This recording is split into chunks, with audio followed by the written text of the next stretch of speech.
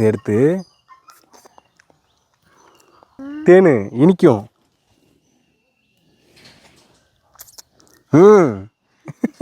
ஒன்றே எல்லோரும் வந்து கமெண்டில் கேட்பாங்க, பூச்சி சாப்பிட்ற தேனை நீ சாப்பிட்றியடா அப்படின்னு இல்லை. ஒரு சொட்டு நம்ம சாப்பிட்றதுல என்ன இருக்குது. நான் அது வந்து பாட்டி வீட்டில் கற்றுக்கிட்டேன். அங்கே வந்து பார்த்திங்க அப்படின்னா பெரிய பம்பலாக இருக்கும் செடி குத்து. அதில் பார்த்திங்கன்னா ஃபுல்லாக இருக்கும் டிசம்பர் பூனா அவ்வளோதான் இருக்கும். ஒரு 200 பூ 300 பூ இருக்கும். உட்காந்துக்கிட்டு பொறுமையாக பக்கத்தில் ஒரு மண்ணு மூட்டிருக்கும், எடுத்து எடுத்து எடுத்து எடுத்து எடுத்து எடுத்து திங்கிறது. தின்னோன்னு வச்சுங்களேன், வாயே இனிக்கிற அளவுக்கு அதில் இருக்கிற பூவில் இருக்கிற அந்த தேன் வந்து இருக்கும். நீங்களும் டிசம்பர் பூவில் அந்த தேனை ட்ரை பண்ணியிருக்கீங்களா அப்படின்னு சொல்லிட்டு நம்ம வீடியோவில் சொல்லுங்கள். இதில் ஒரு இதில் தான் நீங்கள் வந்து ஃபீல் பண்ண முடியும் இந்த அளவுக்கு. மற்ற இதில் எப்படி அப்படிங்கிறது தெரில.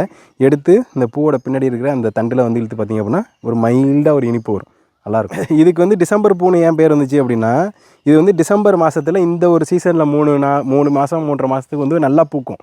அதுக்கப்புறம் இதோட ஃப்ளவரிங் வந்து இருக்காது. அதனால இதுக்கு வந்து பூஞ்சி. இதிலே 2-3 கலர் இருக்கும். ப்ளூ கலரில் நல்லா ஹார்ட் ப்ளூவாக ஒன்று இருக்கும். இது வந்து ரெட்டை கலர் ராம்பர்னு சொல்லுவாங்கன்னு நினைக்கிறேன். இது ரெட்டை கலரு. வெள்ளை இருக்குது, பியூர் வைலட் இருக்குது. அதேமாரி ஒரு 2-3 ரகம் இருக்குது. ஆனால் இலை செடி எல்லாமே பார்க்குறதுக்கு ஒரே மாதிரி தான் இருக்கும். இது பூத்ததுக்கப்புறம் தான் என்ன கலர் அப்படிங்கிறத சொல்ல முடியும்.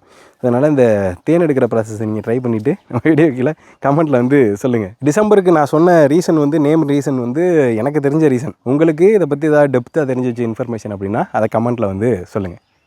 Stay tune.